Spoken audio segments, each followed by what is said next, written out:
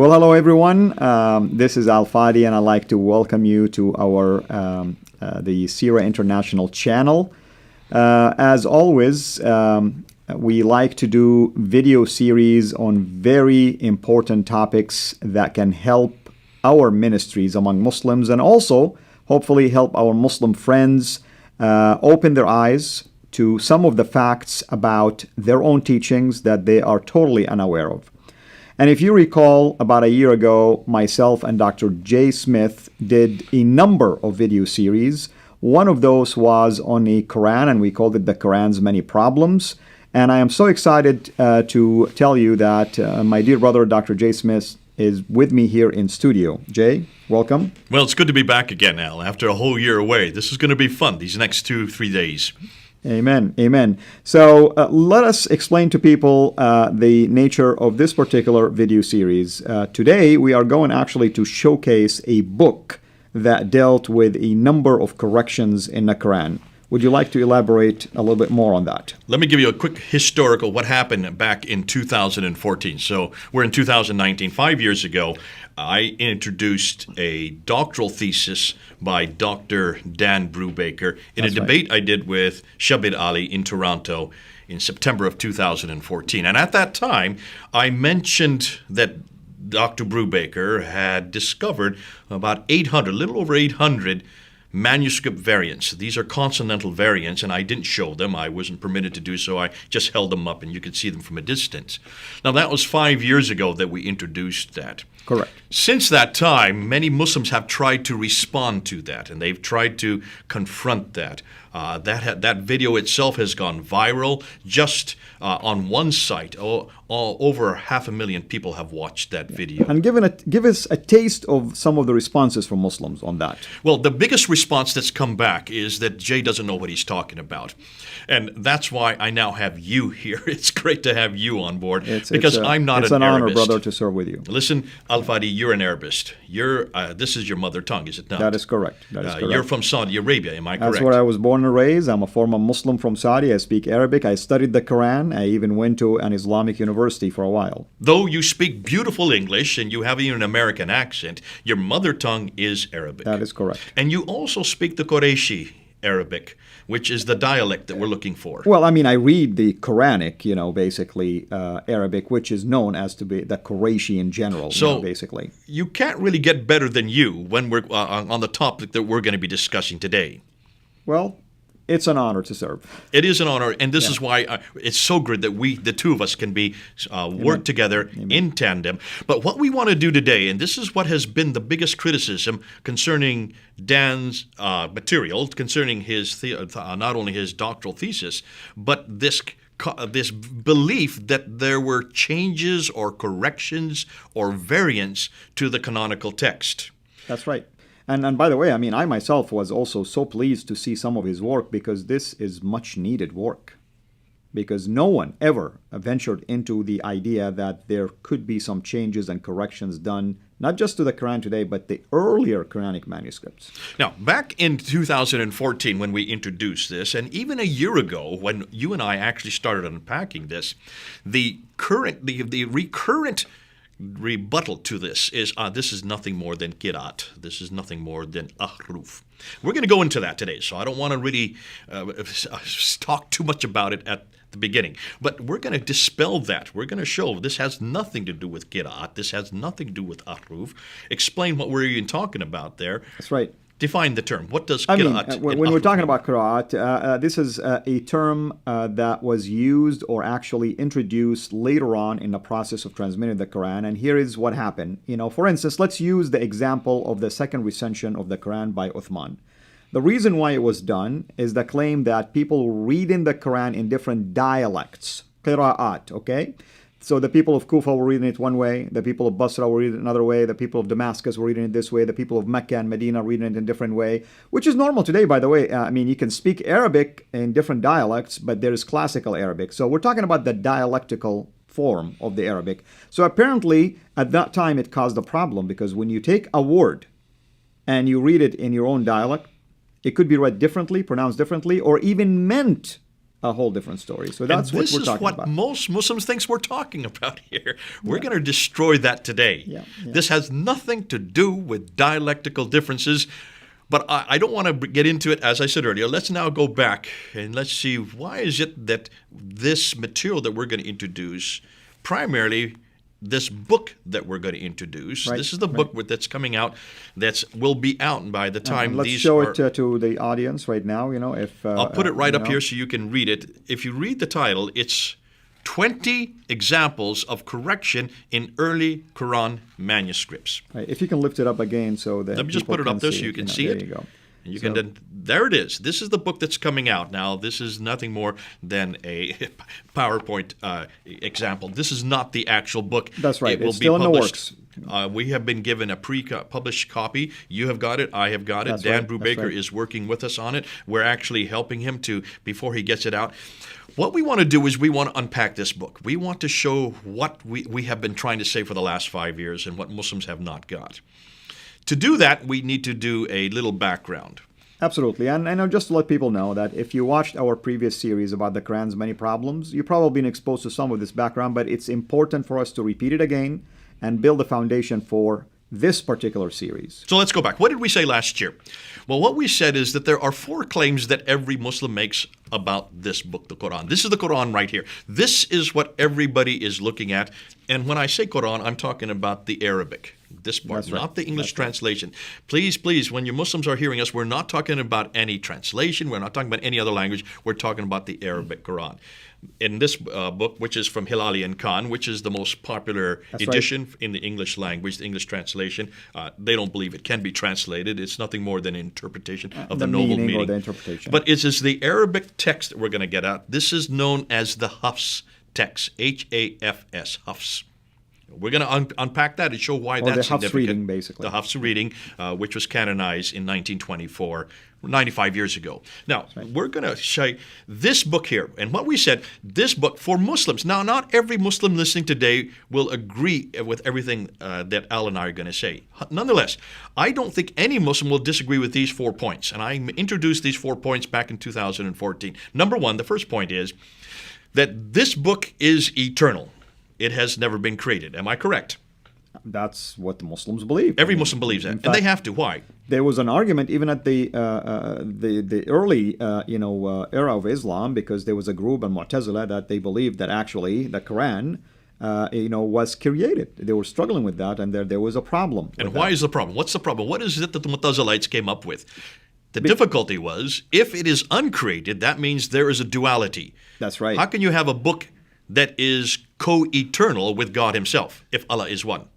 If you believe in absolute oneness. Talk about Trinity. There's a duality right there, and I'm glad I don't have to defend that. You can see why actually, the Mu'tazilites. I will make a case that it's triune, because you incarnated into a book now in writing. And there's also Ruh Allah, which is in chapter 59. You can see that the Ruh Allah also then destroys that. I'm sorry, chapter 50, verse 16.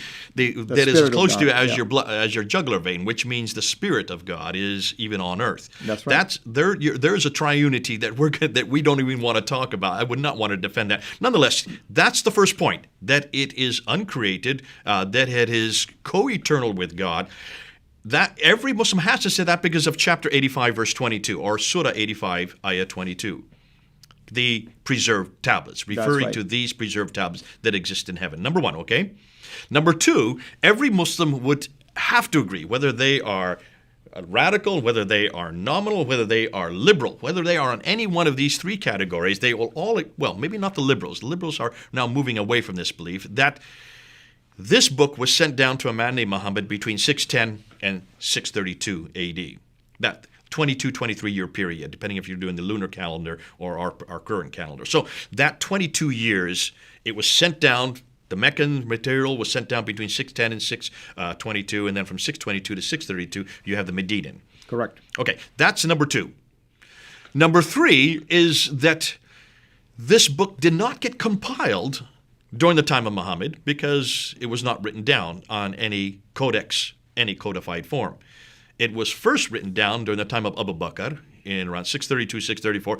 Then it had to be rewritten a second time at the time of Uthman. Right. Let's just put it to 650, 652. Correct. So roughly 20 years after Muhammad's death, it then finally gets written down in its codex, in its canonical form. Muslims believe this is it. And that's what they call the Uthmanic Rasm, basically. They call it the Uthmanic Rasm. That's the Arabic right here. And then number 4, that this text that I'm pointing to right here is exactly the same that was canonized in 652, exactly the same that was revealed to Muhammad between 610 and 632, and is exactly the same that exists in those preserved tablets. Preserved tablets, exactly. Now, can you see, when we introduced this a year ago, we asked the same 4 questions that I asked in 2014. We cannot really sit there and try to dispute the first 2 categories. Eternality, how can you dispute that? Whether it was Muhammad received it, we're not there in the 7th century. There's no way that we can. That's right. We're going to waste our time even trying to talk. But the last 2 we can. The last 2 categories, that it was complete at the time of Uthman, and that it has never changed. That the book that we have in our hand today is exactly the same. Not just the same as far as that it looks the same. That it's exactly the same. Every word is the same. Every letter is the same. Even Muslims will say even the diacritical dots are the same. And I assure you, Jay, that many of these Muslims either don't speak Arabic or haven't even seen a manuscript of the Quran. Well, that's why I have you here, and that's why I'm so glad to be on your show, and that's why I'm so glad we're going to get together, because we're going to destroy those last 2. Because all we're going to ask, basically what we're saying, and here, listen, Muslims, hear me out. We're asking 2 simple things, well, actually 3 simple things. Show us one Quran, one of this manuscript from this book, that you can date to the 7th century, to around 652, the time of Uthman, that is complete. That means it has 114 books, 114 chapters, 114 surahs, right, and is unchanged. All right, let me repeat that. We just want one manuscript that is from the time of Uthman, that is complete and unchanged. And it matches this one identically. That's what we mean. Don't come to me and say, oh, we have one that is 98% complete. Well, does it match this one? That's the question.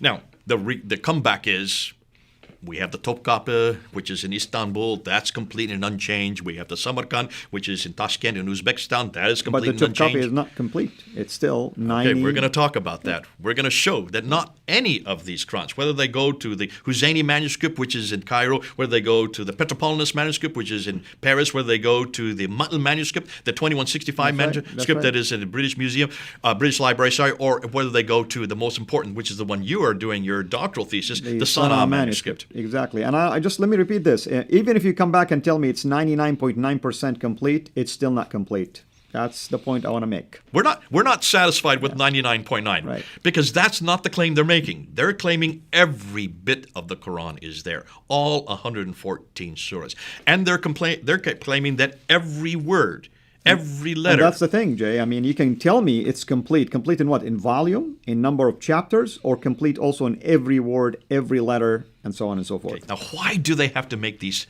especially the last 2 claims? Why do they have to put it on such a high pedestal? What's going on here, Al-Fadi?